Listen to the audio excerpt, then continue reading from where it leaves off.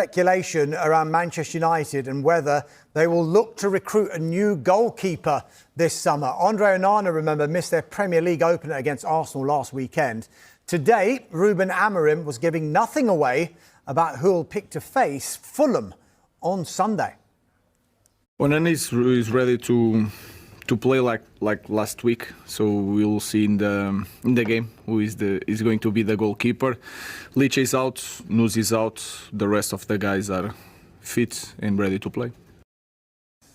Right, since Ruben Amorim held that news conference, Michael, there has been news of a potential goalkeeper incoming at Manchester United. That's right, Darmesh. Yeah, United making progress in talks with Royal Antwerp to sign goalkeeper Senne Lammens. Now, sources in Belgium have told us that a 17.3 million transfer is close to being agreed, with the structure currently under discussion. So United making progress with the Royal Antwerp goalkeeper Senne Lammens. Yeah, and if he was to come in, it wouldn't necessarily be as a number one goalkeeper, but they're looking long-term, are Manchester United, with regard to that possible signing. So possibly a keeper coming in at United. But of course, as we have been telling you, since they've made those three signings up front, the focus has been on departures at Manchester United. Marcus Rashford, of course, already gone to Barcelona. They're looking at suitable offers for the likes of Jadon Sancho, Alejandro Garnacho, Rasmus Højlund, Antony and Tyrell Malacia. And Ruben Amorim was asked about potential departures this afternoon, and this was his response. It's not an idea that these guys are going to leave to play in the different club and then we are going to receive another player. That we don't know what is going to happen, but we are not waiting to get to take out someone to bring another player.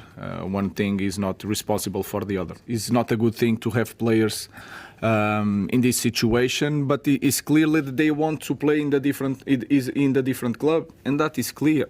So we try to arrange everything for both parts to be happy. So I have to try to imagine to have the training with the guys that I think are going to be the future, and then the other guys are training and preparing for the next chapter. When the window is closed, it is a different history. When the window is closed, we have to receive the players, and then new life and anything can happen. Yeah, Carve, let's have a look at some of these players that Manchester United want to listen to offers for. One of the big ones, and probably the one that will get them the most amount of money, is Alejandro Garnacho. We just saw Chris Reedy describing what Chelsea's front line is going to look like tonight. He'll find it quite difficult getting in that team if he was to go, wouldn't he? No, well, Chelsea need another player who can play wide left. Because Mudryk's unavailable at the moment. Jadon Sancho has gone. They brought in Jamie Gittins, but they need another player there. And their number one target is Garnacho. But look, Chelsea know that Garnacho effectively has no future at United. It's very difficult to see him ever playing for United again. And Chelsea's position is, why would we pay over the odds for a player who's got no future at United and for a player who wants to move to Stamford Bridge? I'm pretty sure he's going to end up being a Chelsea player before the window closes, but it's got to be at a price point that is acceptable to both sides. One side wants 50, the other one wants to play around 30. I think a compromise is going to have to be reached, and maybe it will be reached once Chelsea have sold some more players.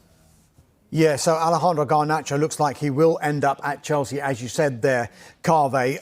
Not so clear-cut is the future of Rasmus Højlund. Remember, AC Milan were really trying hard to sign Rasmus Højlund. They proposed a loan with an option. Manchester United prefer a permanent deal. Rasmus Højlund prefers a permanent deal. Napoli now are thought to be trying to formulate a deal whereby they do a loan with an obligation to buy. Antonio Conte is really keen on signing Rasmus Højlund, and it's understood that Højlund and United could be up for this deal because Napoli can obviously offer Champions League football. So definitely one to watch there. Garnacho potentially to Chelsea. Højlund, you never know, potentially to Napoli. Jadon Sancho, Michael, another player who could be on his way out, but where? If Højlund's watching, just look at what Antonio Conte's done to Scott McTominay. So, all right. Anyway, right, on Jadon Sancho.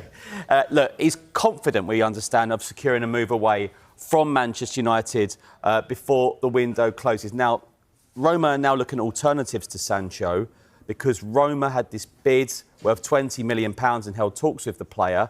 But Sancho wanted to explore other options. Bit of a surprise, in my opinion. Carlos Baleba has got 3 years left on his contract. Brighton have got the option to extend that for a further year. They don't want to sell. They've got no intention of selling. And because of his contract situation, they are under no pressure to sell as well. And I think also the price would be pretty prohibitive to Manchester United fans will be throwing things at the screen now, won't they, saying Donnarumma, Donnarumma. Yeah, but again, you know, United would need to sell a goalkeeper before they bring somebody else in. Big statement for Onana of not even being in the squad and being fit against Arsenal. Yeah, I mean, big statement, but Ruben Amorim said that had nothing to do with a potential transfer. It was just that he preferred the other goalkeepers that he had.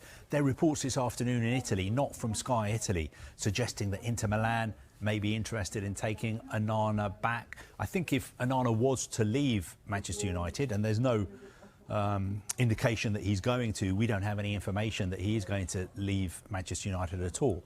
But if you're a United fan who's desperate for Donnarumma to come in, the first thing that would need to happen is for a goalkeeper to leave Manchester United. And I think that would be the same situation at Manchester City. But Manchester City have signed James Trafford as well, and he played really well at the weekend, and he's got a massive future ahead of him.